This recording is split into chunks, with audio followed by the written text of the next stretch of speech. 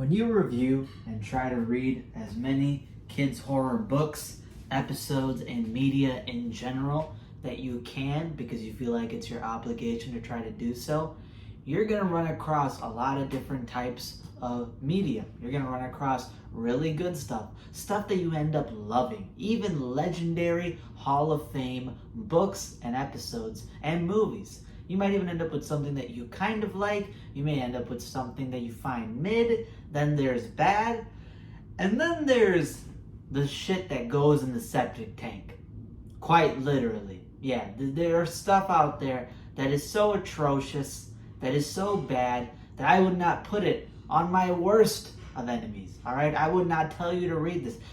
There are certain books that are worse than Chinese drip torture, alright? A form of torture could be reading the book that I'm about to mention right now and I'm about to rant about, because this book is the worst kids horror book that I have read so far, and dare I say, it's the worst kids horror media that I have experienced so far, alright? I read this book while I was getting close to my finals, and I had to sit through reading this book for a couple of days because I had to read it in between the free time that I had. And it is so goddamn bad. Alright? This book is terrible. Awful. Alright? You want a spokesperson book?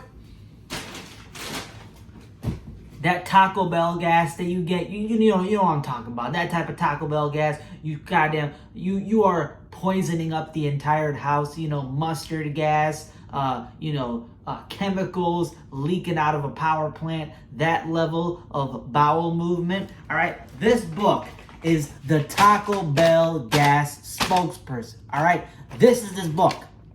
This is his book. I'm not talking about the good items I'm talking about the worst of the worst items, the ones that they pick from the back of the freezer and warm it up in a microwave that's got roaches in it. That's what this book is. The absolute worst piece of kids horror fiction you could ever experience. Alright, and with that lovely intro, let's start the review. I am reviewing my very first Ghost of Fear Street book, which is Why I'm Not Afraid of Ghosts. And I really, really wish I didn't. Alright, I've read a second Ghost of Fear Street book that I will be reviewing that may or may not involve, I'll give you a subtle hint, fortune tellers for those who know. And that was a lot better. That was a good book. I enjoyed that. This is garbage. This is terrible. This is a form of torture that I would not put on anybody to read it. If you're wondering if I should recommend this book to you, no, don't read it. It's awful. You should only read this if you feel like there's nothing to do and you're completely bored and you're also feeling satanic or sadist, whatever the phrase is. Whatever that phrase is where you feel like hurting yourself. Sadist, that's what it is. That's what. Any sadists out there, you don't have to openly raise your hand. I'm not asking all the sadists in here to raise their hands and put their business out public, but any sadist out there that's watching this video, you want to, fulfill your desires, read this book. That's the only person who should read this book, all right? And if the CIA wants to start implementing this to go use on terrorists or people or spies or espionage, forget all the forms of, electric shock, Chinese drip torture, gases, no. You only need this because this will disrupt their bowels, this will clog up their arteries, this will clog up their nasal canals. This book is awful. Go make them read this. Or make them read this multiple times. And by that point, they'll just give up any information you need. Alright? You don't need to do anything after that. Why I'm Not Afraid of Ghosts. This book, you want to know what it's about? You really don't, but I'll let you know what it's about. The plot synopsis of this book is there's a kid named Oliver Brown. And like in all the Ghost of Fear Street novels, they all take place on Fear Street. Now, Fear Street is basically a block where all different types of hauntings and monsters and events happen. Basically, every event you read in the Ghost of Fear Street novel series, all of those events take place on Fear Street. So basically, this is like your average street in Ohio. For anyone who's from Ohio, or if you've seen those memes about Ohio, this is the average street on Ohio. And technically, all Ohio streets are Fear Street, right? You can't go out on a hike in Ohio. You can't go out shopping in Ohio, because this is the type of stuff that's going to happen to you and what you're going to see on a daily basis. So that's what it is. And it makes sense because, again, Stein is from Ohio. So he wants to represent his own hometown, his home state. He wants to represent his neighborhoods. So that's why you got Fear Street. This is literally it's fictional, but it's non-fictional to what happens in the real world. Just letting you know that off the rip. So you have a kid named Oliver Brown, and he moves into a new house, and I believe his friend's name is Sean. Sean is one of his friends. He kind of comes in there and helps him kind of get adjusted to the house, and he's basically moving stuff up to the attic, and Sean is basically informing him that, hey, you moved into Fear Street, you moved into this house, just letting you know there is a lot of crazy hauntings and stuff that goes on Fear Street, so just be prepared, because, you know, you might see some weird stuff. And Oliver kind of just puts him off, because Oliver is the type of character where he's not afraid of basically anything, right? So he doesn't believe in ghosts, he's not afraid of ghosts, he doesn't care about the hauntings, it's all irrelevant to him, because he doesn't get terrified. Unlike Sean, who throughout this novel is pretty scared of stuff. You can kind of see he's kind of like us, like normal people, where, you know, we're kind of wary, we're kind of scared. And obviously, if you lived on a neighborhood that it was always reporting hauntings and crazy stuff going on, and all the kids in the school believed it, you would in turn believe it. So Sean's just a normal kid. But Oliver, he's new, he's like the big sheriff in town, got his belt on, he's not afraid of anything. That'll play a factor more than you think it will, Jesus. He's not afraid of anything. And what ends up happening is that as he moves into this attic, he's moving up all this stuff up there, you basically get revealed that his house is in fact haunted, and that there are two ghosts in there, the ghost of children, all right, a brother and sister by the name of Robbie and Dora, all right? So they're about the same age as Oliver and Sean. Granted, you know, they're dead, so they're probably God knows how old, but they're then in their metaphysical forms, whatever you call it, they are kids the same age, Robbie and Dora. And they basically want to call on the bluff of Oliver, and they want to basically scare him, because their job is to scare people. If they don't scare people, their life force, or I guess undead life force, basically starts to drain away. So that's a little dynamic you have in the book, where you have to scare people as ghosts, because if you don't, you're going to end up fading away and basically just get, you know, you're going to die. Well, you're already dead, so you're going to like die, I guess. I don't know.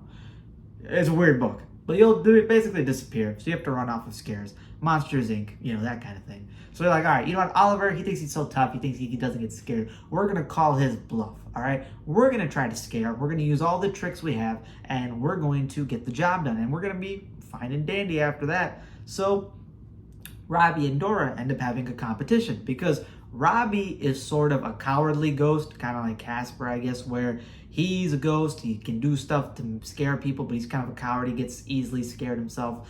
But his sister Dora is much more braver, she's much more tactical, she's much smarter, probably much more effective at terrifying people, and she herself does not get scared. So she's like what you expect out of a scary ghost, and he's more so kind of like Casper, the cowardly ghost, that sort of thing. So they kind of end up having a competition because they're very competitive.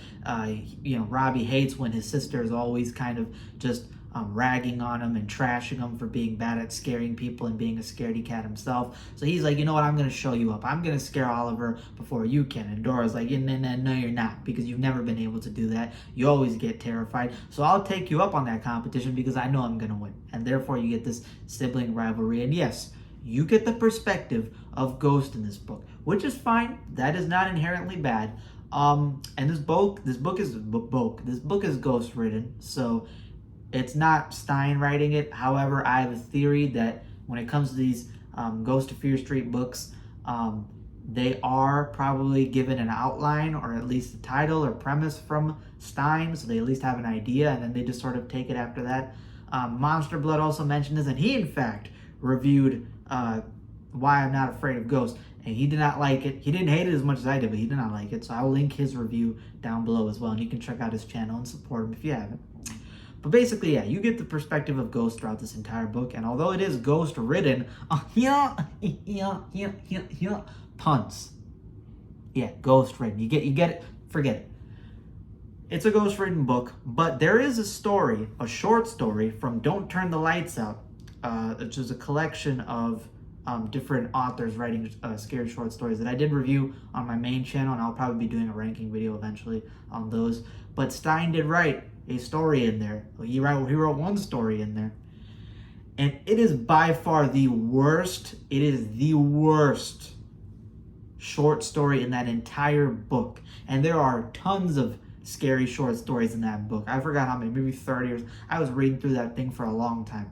But his is the worst by far, and it is a similar premise to this story, where it's the ghost perspective. In fact, that short story is worse. It's worse in terms of writing, but it's a short story, so you get over it with it quickly. Here, in this book, it's that same sort of idea, except here you're getting waterboarded throughout the entire book. And that's what this book is. That's why I call it a form of torture. Because throughout this book, you get waterboarded by the fact that Oliver cannot get scared by anything. And it's to the point that he's like a comical Looney Tunes parody of a character, where I don't want to spoil everything in the book for you guys, even though this book is a big old piece of trash, according to Stone Cold Steve Austin. But there is a scene where he's taking a test, and he has all the students around him as he's taking this test. And it's one of the ghosts that are going up there. One of the two ghosts, I'm not going to mention who, but one of the ghosts are going up there. And they start grabbing the pencils. All right, I don't have a pencil, I have a pen though. They start grabbing the pencils out of Oliver's hand, and they start flinging them into the ceiling, right? I'm talking about John Wick style. Like, you know how John Wick killed 3 men in a bar with a pencil? This is like level of like throwing knife level accuracy of launching these pencils into the ceiling. And what ends up happening for 4 or 5 times in a row is that the pencil will get ripped out of his hand by an invisible force and launched into the air, and he'll stare at it. And then he'll open up his binder, grab a new pencil, and start working again. And this cycle keeps on going on for 4 to 5 times. And each time, the kids around the classroom are gradually getting more and more and more and more and more shocked at seeing this happen. And they're all like, what WTF is going on? What is this poltergeist activity going on in our classroom? Everyone's freaking out, but Oliver pretends nothing is going on. And this next part is where I almost threw this book in the furnace, where it belongs. All right, if I could have flushed this thing down the toilet without getting the plumber over here and my mom whooping my butt 3 times in a row, I would have flushed this book straight down the toilet easily. Because y'all, this is a scene. I'm telling you, after the pencil, I'm not talking about like 10 minutes after the pencil. No. Immediately after the pencil, Oliver gets lifted off his chair. He gets lifted off his chair, and he starts getting spun around like dozens of times. And each time he's spinning and getting spun around by this invisible force, he starts levitating in the air. He starts hitting the Jesus stance. He starts levitating further and further and further and further. Damn near going to enlightenment. All right, he's about to hit like the stairway to heaven at this point. And he gets put back down.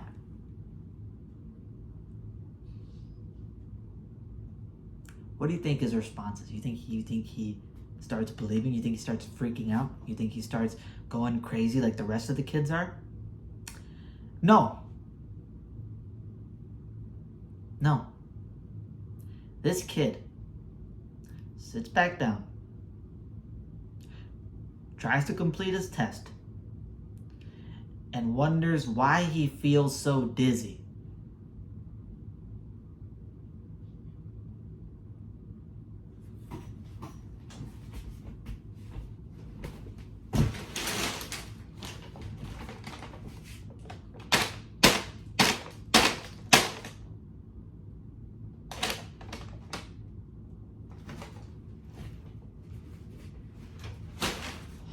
That's one scene.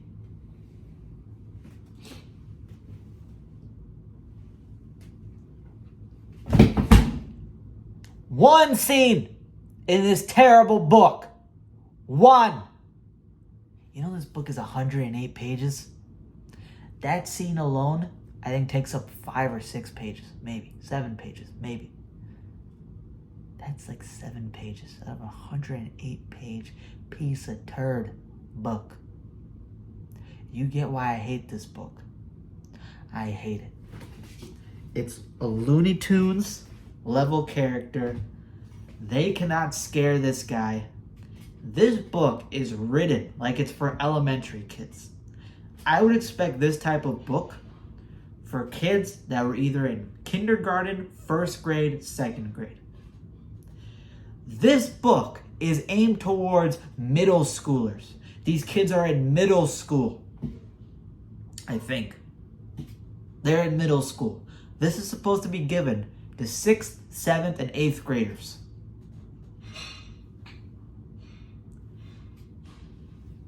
Whoever wrote this book, you're so lucky I can't look up who ghostwrote this book. Whoever wrote this piece of garbage, this piece of septic tank residue, whoever wrote this book, you get the accomplishment for not only making a piece of fiction so bad that I would have much rather had a kidney stone than I would rather have a kidney stone than try to read through any more pages of that book so I can do a better review of this, all right?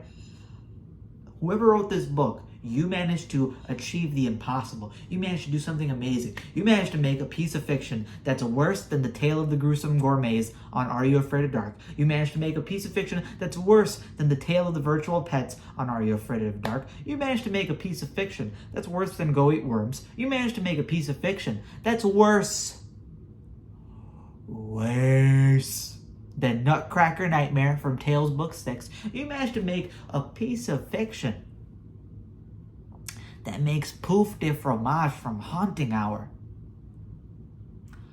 look like John Wick 4. You did it. You achieved the impossible. And for that, you get a compliment, all right? You can get all the Taco Bell Fiesta potato bowls you want for the rest of your life with extra sour cream and extra crusty potatoes out of the back of that freezer. You know, the one with the moldy lettuce and cheese? That's the one you can get. That's your award. Unlimited supply until the day you die. Congrats, all right? For any of you wondering what I rate this book, 1 out of 10. That's right. The worst pieces of fiction that I've read so far in terms of episodes or watched in terms of episodes and read in terms of books got 2 out of 10. And those reviews will be coming eventually. But this gets a 1 out of 10. All right? And I'm not gonna, I'm not gonna hold up the finger, but yeah, 1 out of 10. You don't want to see what finger is behind her, but you can infer. All right, 1 out of 10. Yeah, I don't want to throw up the other one because that's gonna be 2 out of 10. You don't deserve that. 1 out of 10. That's what this book gets. It's terrible. It's the worst kids horror piece of media I've ever read. Don't read this. Don't read this. You want to, if there's a zombie apocalypse or the end of the world and you need kindling for fire, just purchase as many copies as you can of this book. Don't actually forget it. Don't purchase it. Just steal these copies. Yes, I'm advocating robbery. Steal these copies and throw it right in the furnace to use it as fuel. That's all you need. That's all it ever takes. That's all you ever should. All right? This is a Looney Tunes book from a ghost perspective about trying to scare a kid who's unscarable. And mind you, I didn't even get to the climax. The climax and twist of this book will actually evaporate your brain. Your brain will literally disintegrate, all right? It's an instant lobotomy getting to the climax and ending of this book, okay? You will short circuit and you will realize that we're trapped in the Matrix, all right? That's what this book is. That's it for this review. I hope you guys enjoyed. And if you didn't, for the one, Why I'm Not Afraid of Ghosts stan out there, the true one, which is like Spongy 444. Because the rest of you guys either like it because it's either funny, and I know damn well the author who wrote this book knew it was a big old piece of trash, but you put it out there because you had to meet a deadline for Scholastic, whoever it was. The one fan out there, Spongy, you know what? I don't care. Hit the dislike button. Hit the dislike button. Get the piece of trash out my face. All right, hit that dislike button, Spongy, and I want to see a comment down there explaining why you like this book. Aside from it being funny, because if you listen, aside from it being funny, there's no reason to like this book. All right, for all the rest of you to hit that like button, because I'm sure if you read this book, you feel the same way I did. Maybe not to the same level, but maybe the same sentiments. I would highly bet on that. That's all. Stay tuned. Kiss your mother. Hang out with your best friends, go enjoy that sunshine or wherever you are in the world, because it would make you appreciate life, unlike what happened to me when I got to page 108 of this book, the last sentence. The best part of this book is when you get to close it. That final period, oof, magical, sensational. Deuces. Oh yeah, also subscribe, like, comment down below.